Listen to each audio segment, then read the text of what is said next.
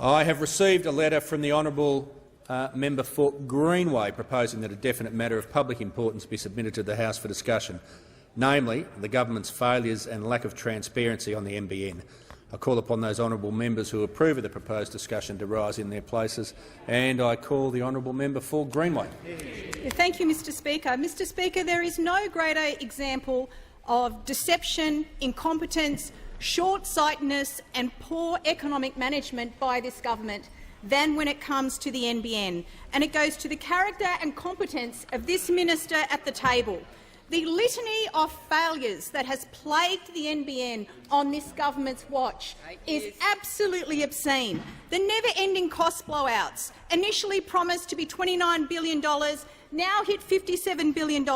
Copper not delivering the minimum speeds as required by law, and they have purchased enough copper to wrap around the planet Earth.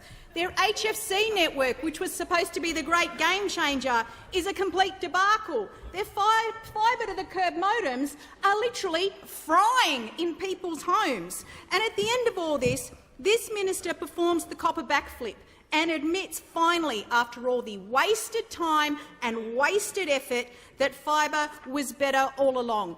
But the piece de resistance came yesterday, Mr Deputy Speaker, with reports exposing the rotten Liberal Party cover-up for over 7 years when it comes to their failed multi-technology mix. And I spare a thought for the minister today. He'll be a little sensitive about being exposed, and the fact that Australians have always known that the original fibre plan would have been far cheaper and faster to roll out and perform better than what those opposite always claim.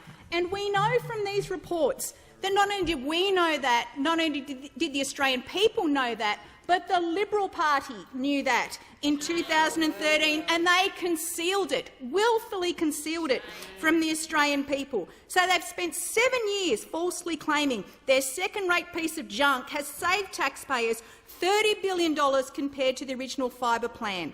And that $30 billion figure, repeatedly and falsely asserted by Malcolm Turnbull and by this minister now, are derived from the cost differential of two so-called rollout scenarios contained in Malcolm Turnbull's 2013 NBN strategic review. And the first is the review's claim that the multi-technology mix would cost $41 billion. For a start, it costs now $57 billion. What? And the second is the claim that Labor's original fibre rollout would have cost $72 billion. The reports yesterday have definitively destroyed this claim. And some choice quotes from the report from yesterday. Savings worth $850 to $1,150 were estimated to be achievable for each existing home attached with fibre. And here's the rub, and I quote, "If the lowest level of estimated savings was applied to homes in the existing full fibre rollout at the time, peak funding could have been reduced from $73 billion to about $60 billion. Interest rates associated with the debt were estimated at a relatively high 6.9% by 2024.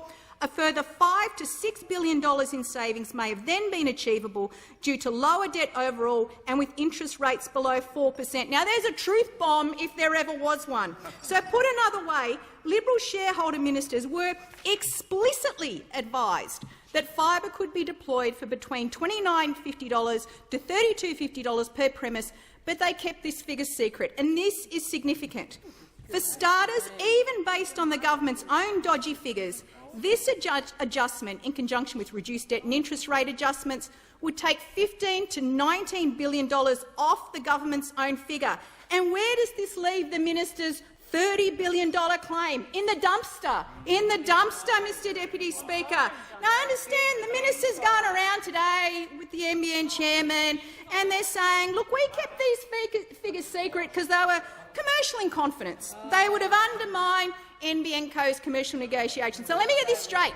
NBN Co's out there going into the market, trying to negotiate construction prices, and they decide, I've got a brilliant strategy. I'm going to put out the highest price possible per premise. I'll put that in the public domain, and I'll keep the true cost a state secret. Now, this minister, he puts himself out there as some commercial genius, but it's a recipe to get outmanoeuvred by construction companies to put up their prices. But I'm actually not surprised, because that's the kind of reverse logic you'd apply if you were going to, hypothetically, hand Liberal Party donors $30 million of taxpayers' money for a parcel of land in the Leppington Triangle that the ANAO said was only worth $3 million. It's the same minister with form. But, Mr Deputy Speaker, there's only one reason the cost per premise figures were kept secret. It had nothing to do with commercial negotiations. The problem is it would have been a political problem for Malcolm Turnbull had they been in the public domain. And the second argument, this minister's all over the shop, the second argument, the bon mot, the best bon mot of all, he's going out there saying, oh, it was no secret, it was all out there. It was redacted. There were black lines through the document. Normal people don't black things out for fun. Oh, what do you think? Malcolm Turnbull was walking around with a Sharpie and just fell across this thing and started doing lines on it. They were blacked out. And if the minister, he might be unfamiliar with what the term redact means, but I'll help him out. Redact, verb. To remove information from a document because you do not want the public to see it. That is exactly what has happened here, Mr Deputy Speaker. And on top of all that, to add insult to injury, we have $78 million in corporate bonuses being given out during the depths of the greatest downturn in the economy since the Great Depression. It is offensive, it is obscene, it is unjustified. And, Mr Deputy Speaker, let's remember, the Prime Minister effectively sacked the CEO of Australia Post on this very floor for $20,000 worth of Cartier watches for Australia Post highly remunerated executives. Where is the outrage for $78 million in corporate bonuses for a project that's 4 years behind schedule, that's gone from $29 to $57 billion? It doesn't work. It isn't delivering minimum speeds as required by law. So where does this government stand? And I'm intrigued because when this came out, it only came out because we had an answer to a question that was 47 days overdue, thanks to the minister. But we had, again, the minister all over the shop here. Initially, he got on radio in the morning. It was very embarrassing. Got out on radio and he said, it's a matter for the board, By a couple of hours later, the headline was, Minister unfazed by $77 million in NBN Co bonuses. And then he came into question time and he blamed Labor. For the bonuses, despite the fact that they've been in government for 7 years. That's their big defence. And then by the evening, the Financial Review was reporting that he'd taken this wet lettuce to NBN Co and said no more bonuses. But the concealment, the level of concealment by this government when it comes to the NBN is absolutely outrageous for the amount of money that has been wasted based on a lie, based on concealment, based on pure political gains that they sought to make at the expense of the Australian people. Australia now ranks 61st in the world for fixed-line broadband, 61st in the world. We've got a multi-technology mix that is at least blown out to more than what they said it was, from $29 to $57 billion. It costs more to operate. It generates less revenue. It's more exposed to 5G competition. And we had the minister at the end of last year declare mission accomplished. The NBN's finished. Yeah, slow clap. And this was met by absolute derision right across Australia. So, Mr Deputy Speaker, when it comes to ensuring that Australians have the best available broadband, when it comes to making sure that we have an economy that is set up for the future, you now know, and we now know, based on the evidence that we have today, that all of this was based on a lie. Yep. Let it not be lost on anybody that in 2013, when we had Malcolm Turnbull and Tony Abbott standing next to that hologram of Sonny Bill Williams and saying their second-rate version of the NBN would be delivered for $29 billion. Let's look at the cost blowouts. It blew out to $41 billion in 2014, to $49 billion in 2015, $51 billion in 2018, and by 2020 it had surged to $57 billion, a veritable sushi train of cost blowouts. And as I said, we've got copper failing to deliver minimum speeds. 2021, 5 years on the designated completion date that these people said they'd have it done, and these minimum speeds are still not being delivered over the copper NBN network, and that's to some 238,000 premises around Australia. And the same party who are on track to amass $1 trillion in debt, they have used taxpayer money to purchase over 49,000 kilometres in copper for the NBN, for new copper. So it is no surprise, Mr Deputy Speaker, that Australians understand that not only as consumers but as small businesses, and not only for themselves, but the short-sightedness of this government when it comes to the great cover-up that has put Australia backwards, they know exactly where this concealment lies. I call the Minister for Communications. Well, thank you, Mr Deputy Speaker. And I'm very pleased to have the chance to rise to respond to this matter of public importance on the subject of the government's failures and lack of transparency on the NBN, is what we're told is what has excited the attention of the opposition today. And of course, this is all part of a carefully dreamt-up strategy by the shadow minister, in which she finds this story, places it in the media, and then, of course, she is interviewed on 2GB and says, well, as you say, 9 newspapers today are reporting evidence that has been covered up for nearly 8 years. So this is apparently the validation. There's been a cover-up for 8 years, and the claim from the shadow minister is that there's a secret report which shows that Labor's plan would have been cheaper. There's only 2 problems with that. It's not secret, and it wouldn't have been cheaper. In fact, if you look members on my left at the strategic review, final report, version 12, December 2013, which is on the NBN's website. I went to their public website yesterday and looked at it. On page 17, we've got a range of scenarios. Scenario 1, revised outlook, $73 billion. That would have been a continuation of Labor's original fibre to the node plan. Scenario 2, fibre to the premises plan. Scenario 2, radically redesigned fibre to the premises, $64 billion. And this, Mr Deputy Speaker, is the font of all of this confected indignation from the shadow minister today, a report publicly available on the members NBN's on my website, left. I won't which has been the minister will pause for a moment. I will be giving a general warning. Don't interject to the level that you are, otherwise you'll be removed under 94A.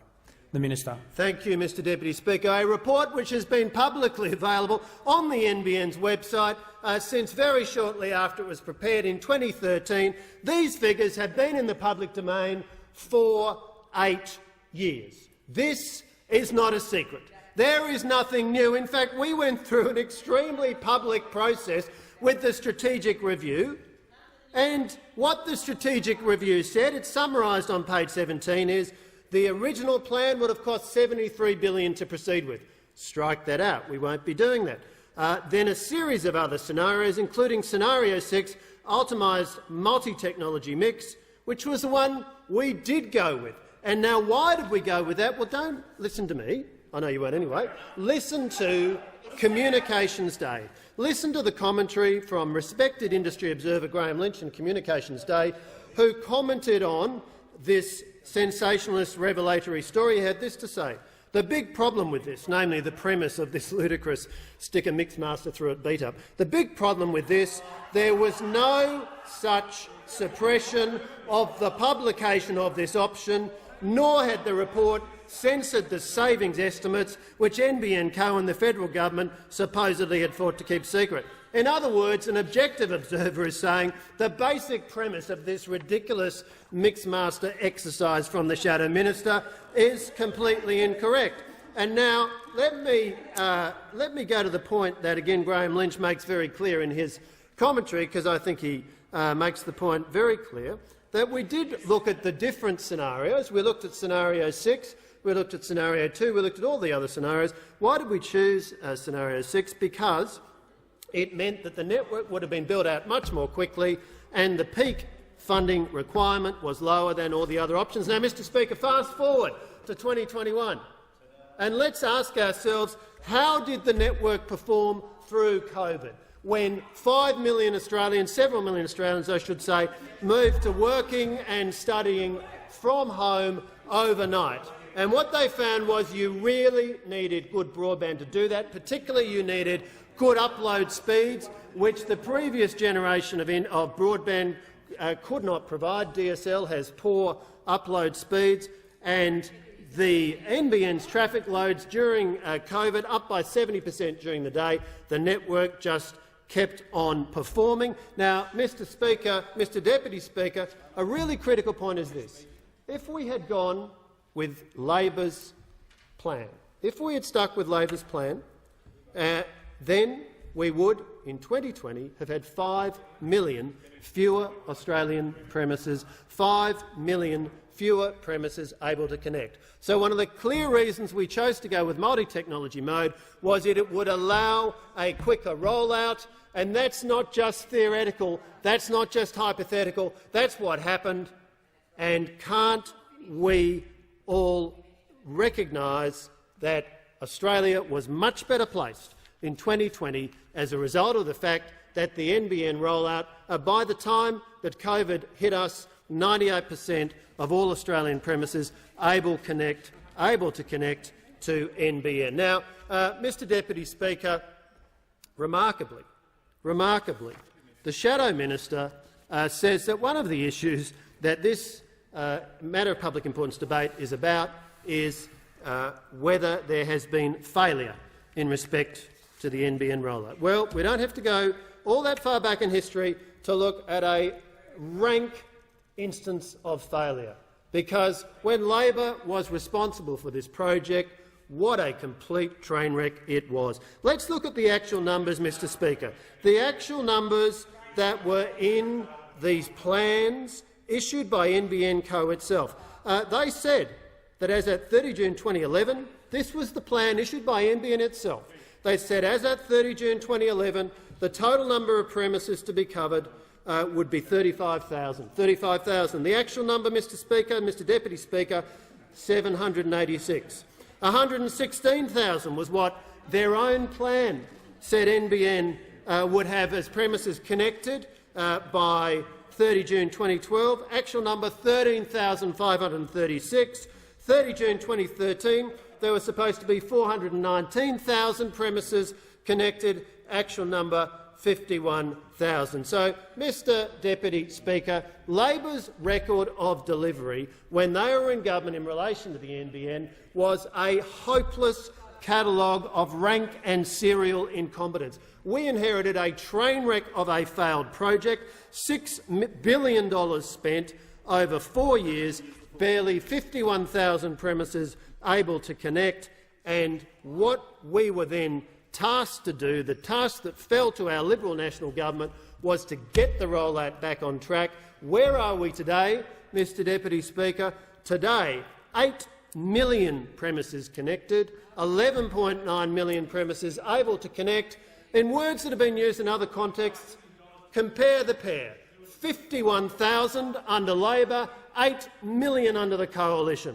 And these people are dopey enough to put into the words of an MPI the question of who has shown failure when it comes to rolling out the NBN. Now, Mr Deputy Speaker, what is the position of the NBN now, and where do we go from here? Well, 8 million premises connected, 11.9 million premises able to connect. Of course, we've just arrived at a point, Mr Deputy Speaker, where NBN has produced its first half year of being EBITDA positive, so we're making the business model work. The Labor Party established this government business enterprise. It was supposedly going to be something that would generate a positive return for taxpayers, for shareholders, the taxpayers as shareholder in the NBN. Of course, they had no idea how to execute that at all. We've turned it round.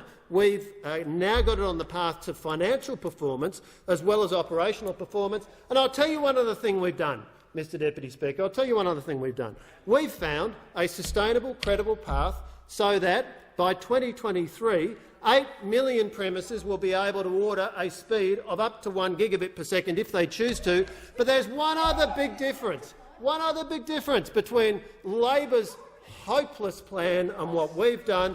We'll roll the fibre down the centre of the street. If you want to order a service that needs a fibre connection, we'll then build the fibre lead-in. That's the successful commercial approach that's used by Chorus in New Zealand. We're doing the same thing. It would never occur to these commercially clueless, illiterate types. They've got no idea of business management. They've got no idea of business management. The idea of being capital efficient does not compute. They just don't get it. But if you've got serious experience in managing a telecommunications business, and we've made sure that we've got a capable board, capable management, people with experience, we're executing the rollout. So frankly, if I were the Labor Party, I would not be asking questions about failure when it comes to NBN, because the words Labor Party and failure will ever be associated together when it comes to the National Broadband Network.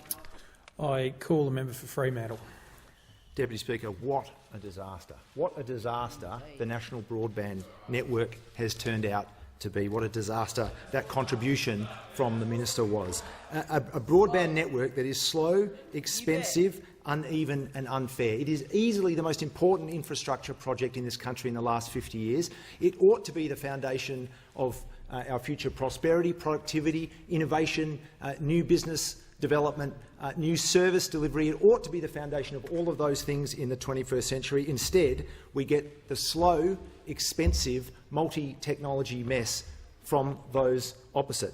The facts speak for themselves, and the Australian people know and smell failure when it's put in front of them. We're the 13th largest economy in the world. Our broadband speeds place us 62nd in the world.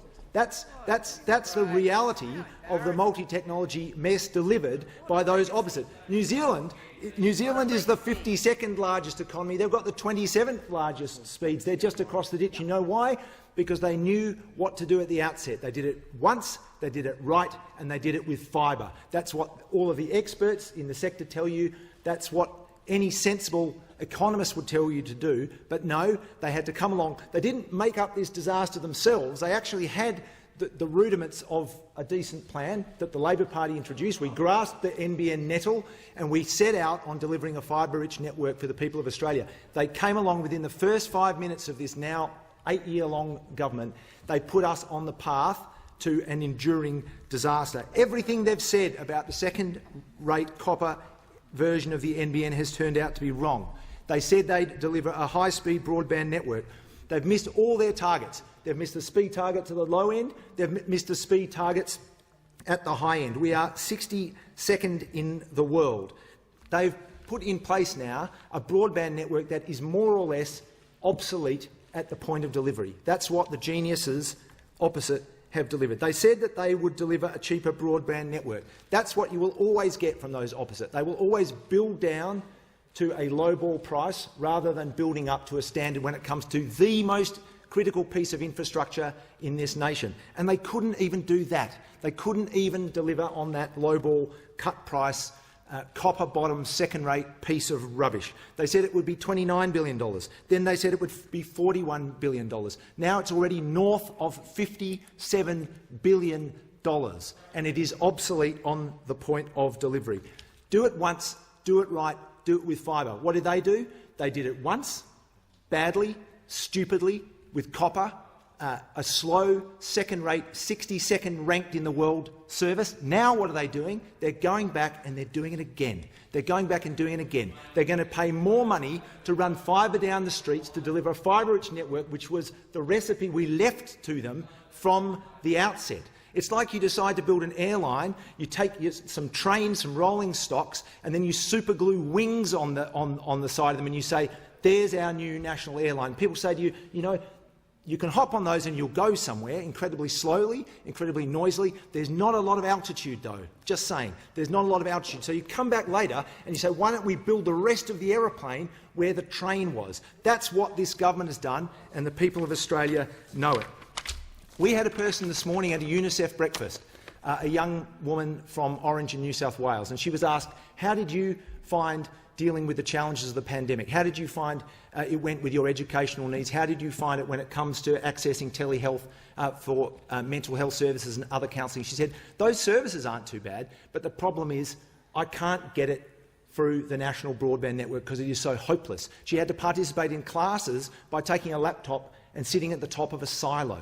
That's what she had to do. You've got people in rural, regional and remote Australia driving from one property to another with their laptop to borrow the internet from other people for basic business upgrades and to access basic services. That's what the representatives on that side of rural and regional Australians have delivered. Rather than focusing on this massive disaster and doing something about it, they're gathering together secretly now to try and deliver nuclear power to Australia. That's the kind of responsible conduct and representative action you get from those opposite. Deputy Speaker, today we've heard about a distinctly Australian approach. We did not get a distinctly Australian approach to the NBN. That was Labor's approach. A sensible, science-based, fibre-rich network. What we got from those opposite was absolute economic madness and technological madness, a deeply stupid idea, persecuted and prosecuted and perpetrated by false claims and cover-ups that has saddled Australians with a lemon. I call the member for Bowman.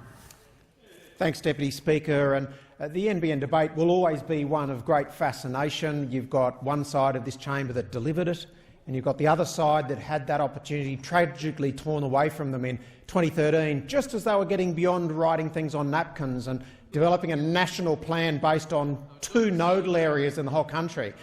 At the end of 2013, after 6 years of opportunity from this other side, we had the equivalent of 3 streets done in each electorate in Australia. That's right, just a couple of hundred households per electorate would have been where they got to after 6 years. And while I appreciate the previous speaker has the rhetoric we've heard since 2013, the true reality here is that there simply is no counterfactual. We'll never know just how badly Labor would have delivered their 2013 guesswork. We don't know what blowouts they would have, what speed bumps they would have hit, but we're quite happy to stand by our challenges. And in the great steeplechase of rolling out NBN, there's been a few hurdles and a few water jumps in there, but it got delivered. And I'll tell you what, steeplechase is a 7.5 lap athletic event. And I was prepared to say by 2025, let's judge the 2 approaches. You had the coalition that obviously has a bit more business nuance and rolled this out as people were economically prepared to pay for it, and to have NBN Co reporting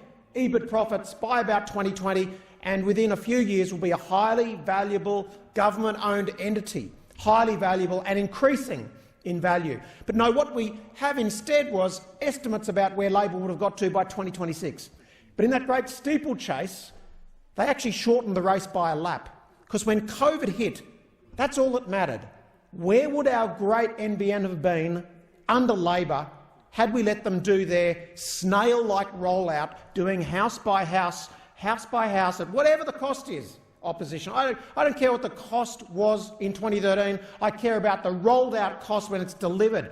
And there was actually no indication that you understood that having millions of Australians relying on 2 megabits per second through COVID, and this opposition mounts their argument based on one person I met at a UNICEF breakfast. That'll help. One person at a UNICEF breakfast, and they found it a little hard to connect. Well, thanks very much. I'll go on the Ombudsman's figures of 1% complaint rates, which include servicing, connection, fees and cost structures. 1%, which is what most networks around the world experience. The true measure of our network was how it performed in COVID. Labor would never have been there, and Australians would have been left thoroughly exposed. Now, of course, what we can do, as the market demands it, is move to these better arrangements for NBN rollout. And this is about doing it as it's needed. It's fine to say New Zealand was rolling a bit of cable down the street 5 years ago, but what Australia did, with a population density completely differently, was to do it in the appropriate speed that users were prepared to pay for it. And we now move to that important step with rolling it out for neighbourhoods that are prepared to pay for the extra speed. I suspect that by 2025, Australia will have a newer fibre network than one that started degrading in 2013, and will have technology rolled in as it was needed. And that's the subtle difference to those on the other side, because you're trapped with your napkin modelling from 2013. just have to digest each time you take your plan that dilutes each time you go to election. So you started with fibre, the premise everywhere, then you slowly jettisoned that, and then you came back to it when you thought you could afford it, but you've never ever actually had to roll anything out except a few little trial sites in the most impossible place to try it, and that was Tasmania. So at the end of your time, you'd done a great trial rolling up and down Tasmania. You didn't care who connected or not. You were just trying to roll out some fibre. What we've done is work on those percentages, those 8 million that are connected, the 11.8 ready to connect, numbers that you could never have achieved without dropping a node in the middle of the suburb, and for the investment of 25 grand, connecting 200 households to those speeds of 5 to 25 or better. And the reality is now that if you had any sense on the other side that you didn't like the NBN, you would see the complaints rolling into the Ombudsman. And I ask you, present the report. We've had 2 speakers from the opposition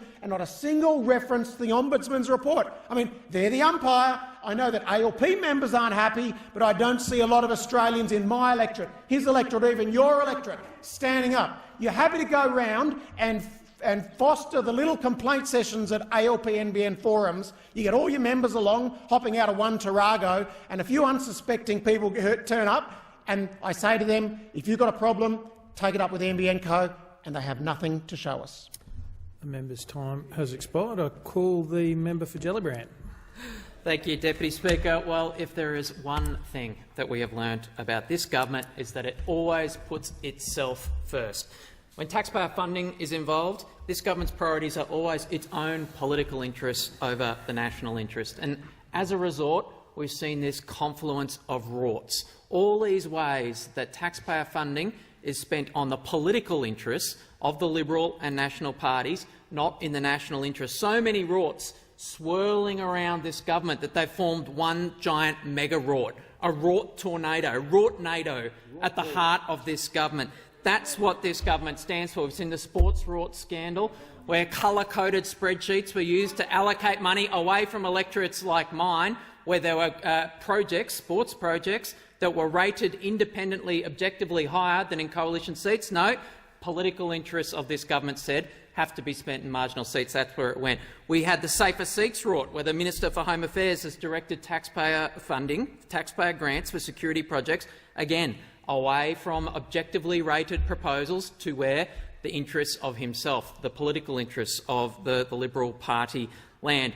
And, of course, the other thing that we have learnt this week, they put themselves first, and you can't believe what they say. You can't take them at face value. Now we find that the Abbott-Turnbull-Morrison government have been using dodgy figures to justify their dud NBN political strategy. I don't say NBN policy, I say an NBN political strategy, because that's what it's been since the start. Before the 2013 election, Tony Abbott, remember him, tasked Malcolm Turnbull with, quote, demolishing the national broadband network. It was always a political job, not a policy job. It was always about their own perceived political self-interest, not the national interest. Abbott didn't task Malcolm Turnbull with building a national asset to turbocharge productivity growth in Australia, to power economic growth into the future, to build social inclusion throughout our suburbs and our regions. He tasked him with a political demolition job. And the core of this political task was the MTM, the multi-technology mix, the political claim that the coalition could build a cheaper NBN and roll it out more quickly if they abandoned Labor's fibre-to-the-home rollout that was already well underway, with a mix in exchange of fibre, HFC and copper, oh, so much copper, that was used to roll out this MTM model of the NBN. They said that continuing Labor's all-out fibre NBN would cost $72 billion, wasting well over $50 billion, and that's why they pursued the dud MTM model. Now we know, thanks to a report from the Sydney Morning Herald, that they knew all along that these figures were dodgy. The Sydney Morning Herald reports secret figures show full fibre NBN may have cost $10 billion less than claimed. That's less than claimed by those opposite. The 2013 strategic review blanked out, as the member for Greenway, the Shadow Minister for Communications, pointed out earlier, in commercial confidence, redacted the $10 billion cheaper because it would quite damage the organisation's ability to negotiate or renegotiate any associated contracts. We know the real reason is because it undermined the political narrative of those opposite. This government is allergic to accountability. It's allergic to alternative views. They'll do anything to avoid scrutiny and dodge accountability, including cutting the funding of the ANAO throughout the life of this government. They have never seen a cover-up that they didn't like, going back to as far as 2016.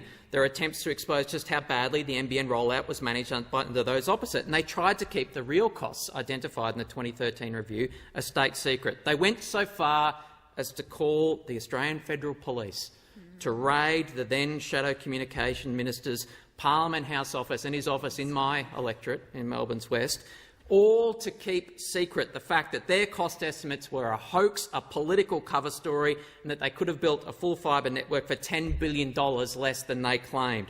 Using the AFP to conduct raids over leaks that make this government look bad is something they have significant form in. We all remember those raids on ABC journalists and their homes. Labor's plan would have been faster and cheaper. The government knew it. They didn't want the cost per premises figures to be public because, as they said, commercial confidence would undermine NBO's contract negotiations. It would undermine their political argument. The MTM quickly became Malcolm Turnbull's mess. The cost to roll out this .NBN blew out year after year after year. They should have listened to those of us on this side of the House. They should have listened when we said, do it once, do it right, do it fibre.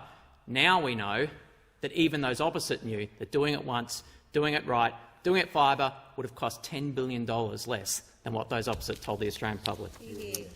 I call a member for Barker. Thank you, Mr Deputy Speaker. Mr Deputy Speaker, my favourite part of last week was when the Minister for Home Affairs looked across the dispatch box, eyeing the Leader of the Opposition, and said at the end of a question, "You're in your dying days, brother." Now, I loved it because it spoke volumes about the pressure that the Leader of the Opposition was under. Now, I expect over the course of the weekend, the Leader of the Opposition has been speaking to all his senior shadow ministers and saying, look, I need you to help, I need to lean in. And equally, I think the Shadow Minister for Communications in the lead-up to this term, when she was appointed to that position, thought to herself, you know what, I'm really going to make some mileage here with this NBN. I'm really going to, hit the Liberal Party hard in relation to this issue.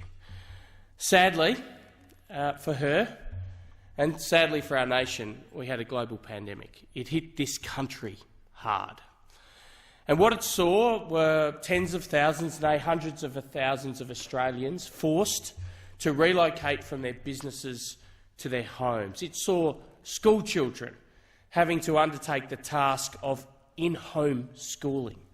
And all of this put intense pressure on the NBN network. So the projections of those opposite, that this was a second-rate scheme, that the rollout had been mismanaged, all of the rhetoric we're hearing from those opposite today, you expect, Mr Deputy Speaker, would have meant that the NBN would have come crashing down.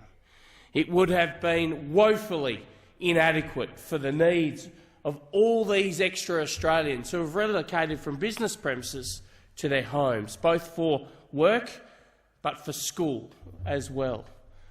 But, Mr Deputy Speaker, I'm here to tell you that's not the experience of Australians, and it's certainly not the experience that the Joint Standing Committee on the NBN has heard when it's taken evidence on this issue publicly.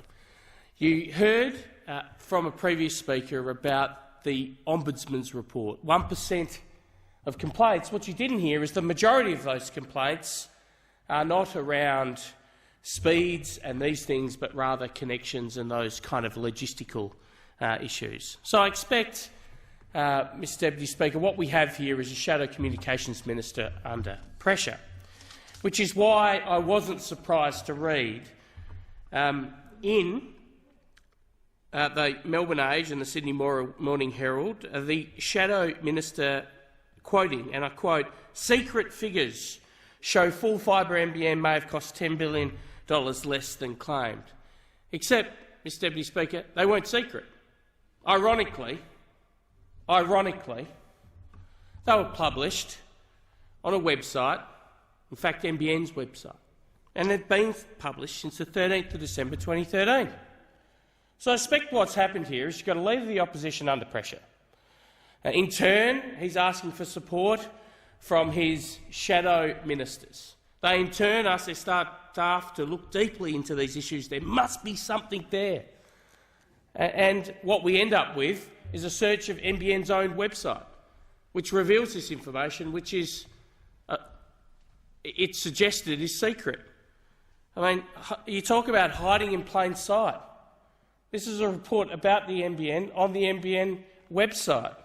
Now, when I came to this place in 2013, the great privilege that it is, I had a sum total of 0 connections to the NBN in my electorate. Not one, none, nidder, nil, zint, zilch. You can keep going if you like. I'm pleased to say that because of the multi-technology mix, we now have a full rollout and over 99% of premises eligible for connection.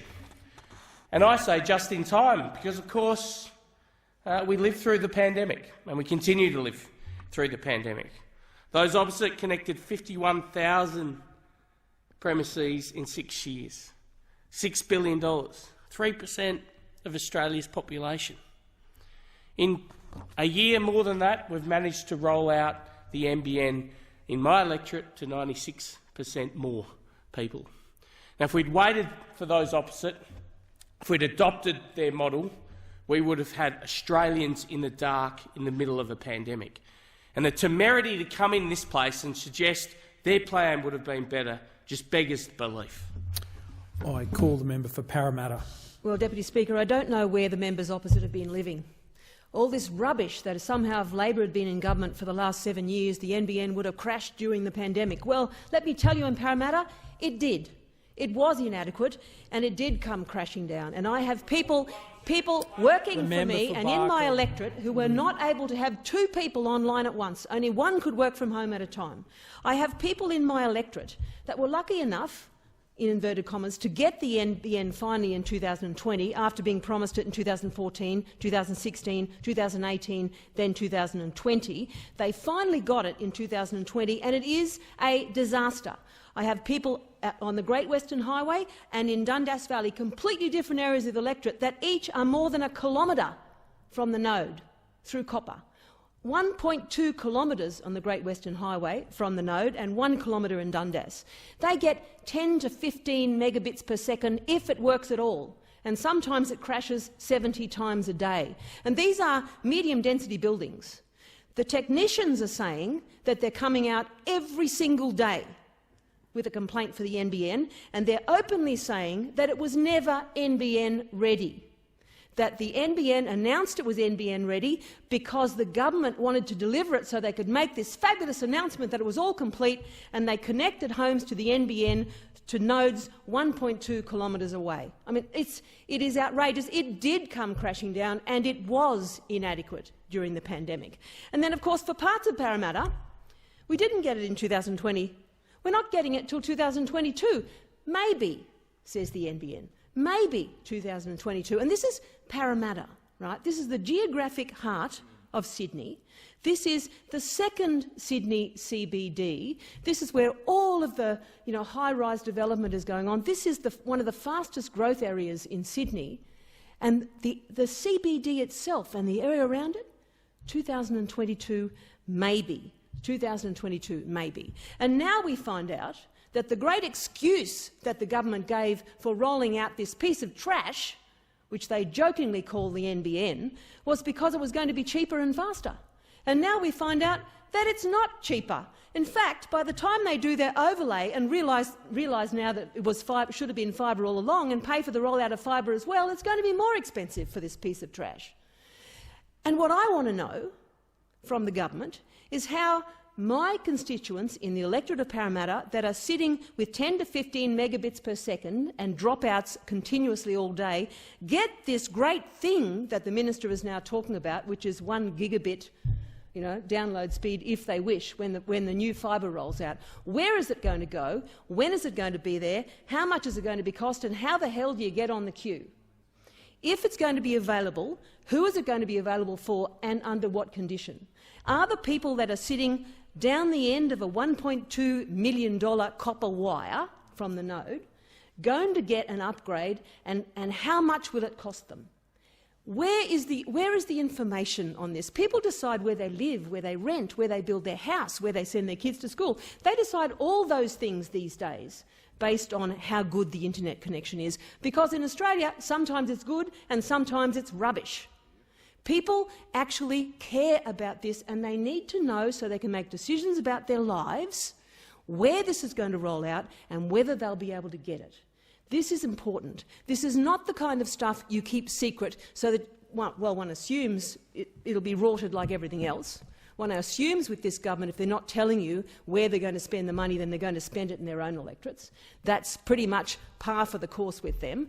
But I want to know how my constituents get this. I want to know whether people in the red brick buildings, people who are renting, people who have landlords, people who are in high-rise buildings that didn't get it because they were built before the NBN, I want to know if they can get it, and I want to know what it's going to cost. I expect to know that so that people in my electorate can make the decisions about their lives based on real information. We know there's been 47 suburbs named. Some of them are in New South Wales, none of them are around me at all, none of them are there. But this is important.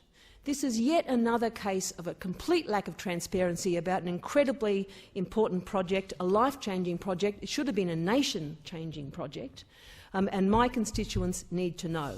10 to 15 megabits per second during the pandemic. Any member that gets up on that side and says that the NBN was fabulous in the pandemic clearly hasn't been out much, because, quite frankly, it wasn't adequate and it did crash.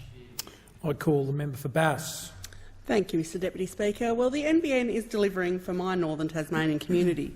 In a rural and regional electorate such as the electorate of Bass, the NBN is necessary for ensuring our local businesses, from SMEs to larger companies, can conduct their business and allows them to compete on a national and international level. Local business leaders have embraced new technologies to foster productivity and growth, with programs such as the Business Fibre Initiative helping businesses innovate and grow through increasing access and affordability of business-grade fibre. And businesses like Definium Technologies in Invermay are benefiting from the NBN's Enterprise Ethernet. Definium Technologies is an Australian ICT and embedded software company located just outside of Launceston's CBD, who specialise in producing custom hardware and software solutions for business both in Australia and overseas. Led by CEO Mike Cruz, who grew up in Launceston before moving to Melbourne and then Silicon Valley, Definium has designed and manufactured a large range of solutions, from low-power wireless sensors and communications gateways through to industrial control systems. A fantastic company doing innovative things who could perhaps not set up in our community if it were not for access to the NBN. And it's not just small business, be it tech or otherwise, benefiting from our government's rollout of the NBN. In December last year, I was pleased to join State Minister for Education Jeremy Rockcliffe at our local Kings Meadows High School to celebrate a partnership that's delivering high-speed broadband to schools across the state, including in northern Tasmania. Through a new cooperative deal signed last year between the Tasmanian State Government and Tasmanet, more students across our island state have access to the high-speed NCN services, improving the quality of educational services, particularly in some of our most regional communities. Through improved broadband services, our students can benefit from greater access to online services and more intensive and immersive online interaction, resulting in higher quality education outcomes. Pleasingly, around 59 schools have now signed up for the Enterprise Ethernet, the NBN's highest quality business-grade service, with another 5 to come online next month. I'm somewhat bemused by Labor's attack on the government, given that it missed every rollout target it set for itself when in government. And as pointed out by the member for Barker, the NBN was a complete disaster under their control, with just 51,000 users connected in 6 years, an average of just 8,500 a year over 6 years. Additionally, under Labor, it cost an incredible $6 billion for the NBN to pass just 3% of Australian premises. Who can forget that when contractors downed their tools and stopped construction due to the epic mismanagement of those on the other side? Under the management of this government, today nearly 8 million premises are connected. Approximately 11.9 premises are ready to connect. and more than 99% of all premises in Australia are able to connect, and 70% of homes and businesses are on plans that are 50 megabits per second or higher. Puts Labor's figures to shame a little bit, doesn't it? In September last year, Minister for Communications Paul Fletcher announced a $4.5 billion NBN network investment plan that will give up to 75% of fixed-line premises across regional and metropolitan Australia access to ultra-fast broadband by 2023, via a continuation of the multi-technology model of this government and an investment which will benefit many communities, including mine. Our government has approached the NBN efficiently and at a fraction of the cost of Labor's gold-plated approach that would have cost billions and left millions of Australians behind during the pandemic. It's the approach of our government that ensured NBN was there for our communities when they needed it. If the NBN had not been rolled out with the speed and purpose it has under this government, using all available technologies, millions of premises throughout Australia may have languished on ADSL speeds of just 8 megabits per second on average, or endured lockdown with no internet service at all. When the pandemic hit, it was the efforts of this government that ensured our businesses, our homes and our schools could stay connected when it was needed more than ever. Thank you, Mr Speaker. I call the member for Adelaide. Thank you, Deputy Speaker. And can I just start off by saying on this side of the House, for a very long time now, in fact, well over 7 years, we've been saying one thing, and we're continuing to say it, and you would have heard it today. Do it once, do it right, and do it with fibre. That was the correct way that this should have been done. That was the way that we had promised in 2013 that we would roll out the NBN with fibre to the node to every household in Australia. Back in 2013, we remember the then Abbott government, together with Mr Turnbull, and we remember the hoo-ha at their favourite News Corp outlet, Sky Channel I think it was, where they did their announcement on NBN. And most of us would remember the holograms and the hoo-ha that went along with it, absolutely saying that Labor had it wrong and they had it right. Well, today, in the last week or so, they've been proven wrong, Deputy Speaker. We know for the last 7 years this government has continued to tell the Australian public that their version of substandard NBN was the best deal for Australians. Well, that's just simply not the case, Deputy Speaker, and the government has continuously flogged these old technologies for the NBN. And as the member for Parramatta said, in places around Australia, during the lockdown or during this COVID past year, where people have had to work from home, we found out about the inadequacies of the NBN. And I too, in my electorate of Adelaide, had constituents ringing me where they had to go on shifts in their household so the kids could do their homework, the parents could do their work from home, but if you got two people onto the computer, it just wasn't downloading, or it was so slow. Now, that is not right in 2021 to still have these issues taking place. And it's been a very costly and unnecessary mistake by this government. Let's take a look at the range of bungles that have taken place. They promised that every Australian would have access to minimum speeds of 25 megabits per second by 2016. Well, we're in 2021 now, 5 years on.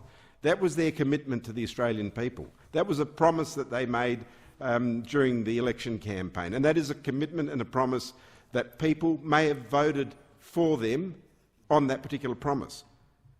Well, they haven't upheld that promise. We're now, as I said, 2021, 5 years on, and these minimum speeds are still not being delivered over the copper NBN network. And according to reports, 238,000 households still cannot access minimum speeds. This is unacceptable in a modern country, in a country that wants to pride itself on our IT technologies, where we cannot access these minimum speeds.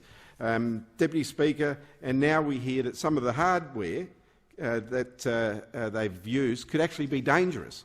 There have been reports from around the country that fibre to the curb modems on the NBN have been literally getting fried during lightning storms. And we've heard that some households have required up to 6 modem replacements, with technicians having to visit each and every time. If storms can blow up 6 consecutive NBN modems, then something is clearly not right. They may be trying to blame it on renewables, as they did in South Australia when we had the most horrendous and worst storms that we've ever had, where we didn't have electricity for a few days, and they tried to blame it on renewables. Maybe they will do the same with this, but I was expecting it, but they didn't. In another recent debacle, NBN Co has apparently run out of modems for their problem-plagued HFC network. Now, that's a pretty essential bit of equipment, the modem, when you were rolling out a national broadband. I would think so, and most people would think so. But they announced that they will halt the activation of the new HFC for several months because the HFC networks that the government purchased are not fit for purpose. So, Deputy Speaker, can you see the pattern of behaviour here? So you spend $57 billion on a network and run out of modems. And perhaps the answer is a financial mismanagement on the part of the government. The government announced back in 2013 that their second-rate version of the NBN would be delivered for $29.5 billion. The cost then blew out to $41 billion, and, Deputy Speaker, it continued to go up to $57 billion. I call the member for Groom. Mr Deputy Speaker, I'm very happy to speak about the government's great achievements on the NBN. After all, when this government came to office, we had the task of fixing Labor's NBN mess. What a mess it was. Labor had a gold-plated approach, which would have cost billions of dollars more and left millions of Australians behind. That is the standard the opposition sets, to do less with more. This government's approach has ensured that the NBN has been delivered economically and efficiently, and in time for the demands of COVID-19, a time when connectivity mattered, particularly in rural and regional Australia. During the pandemic, we saw the expanded demand on the NBN network, and as a result of the Liberal and Nationals' efforts in government, the NBN was able to meet that demand. In a time of crisis, good management mattered. Let's compare the records of this government and the former Labor government, and we find the contrast is stark. In my home state of Queensland, when Labor left office, only a little over 67,000 homes in the state of Queensland were ready for service, and less than 10,000 were actually connected. And this was not good enough. As of February this year, the number of premises ready for service has soared under the Liberal National Government to 2,373,301. That is what good management delivers: better and more efficient services. In my electorate of Groom, which was almost completely ignored under Labor's NBN plan, only 1,163 premises were connected to the NBN. Today, we now have over 56,000 services connected to the NBN and 100% of premises in ready-to-be-connected areas. That is why I'm more than happy to talk about the NBN and how, under the management of this government today, nearly 8 million premises are connected and more than 99% of all premises in Australia are able to connect. Our plan is providing services and flexibility, particularly in regions such as mine, with many urbanised areas such as Toowoomba City and Highfields, and more rural areas such as Pittsworth, Oakey and Goombungie. We're doing this with a varied mix of technologies such as fixed line, fixed wireless and satellite. I would say another example of technology driving Toowoomba's future. I'm more than happy to talk about how, in September 2020, Minister Fletcher announced a $4.5 billion NBN network investment plan that will give up to 75% of fixed-line premises across regional and metropolitan Australia access to ultra-fast broadband by 2023, and how this will occur by a continuation of the multi-technology model. It's because of this approach by this government that the NBN was there for Australians when they needed it, when almost overnight we had to adapt the way we worked, learned, accessed vital services and kept in touch with our families. Mr Speaker, I'm also happy to talk about the NBN under Labor and how, after 6 years of Labor mismanagement of the NBN, just 51,000 users were connected to the NBN, or how Labor paid $6 billion for the NBN to pass just 3% of Australian premises, a rollout that was so badly managed that contractors downed tools and stopped construction in 4 states. And that was all before I even mentioned that how, under Labor, the NBN missed every rollout target that it set for itself. It's very easy to set targets. It's quite another thing to hit them. The issue the opposition is seeking to recanvass here today has been dealt with at length, has been debunked at length, but let's do it again. The independent assessment of the 2013 strategic review found that the proposed Labor fibre rollout would have taken 3 years longer to complete than indicated in the Labor plan. This also included a revised and delayed end date of June 2024, with a peak funding requirement of $72.6 billion. That would have left Australian homes, schools and businesses completely unprepared, especially during the COVID-19 pandemic. Labor's NBN was going to leave Australians disconnected. And according to the last published, and should we say very optimistic, corporate plan under Labor, in June 2020, in the very midst of the COVID-19 pandemic, there would still have been well over 1.2 million homes and businesses that could not order an NBN service. By contrast, this government has delivered the NBN efficiently and economically when Australians needed it most. Over 11.9 million premises ready to connect. Over 99% of Australian premises can now order an NBN service. More than 8 million premises have been connected to the NBN. And today, 70% of homes and businesses are on 50 megabits a second or higher plans. Under Labor, the NBN was a complete mess. This government has got on with fixing that mess. And Australia is grateful. The discussion has concluded.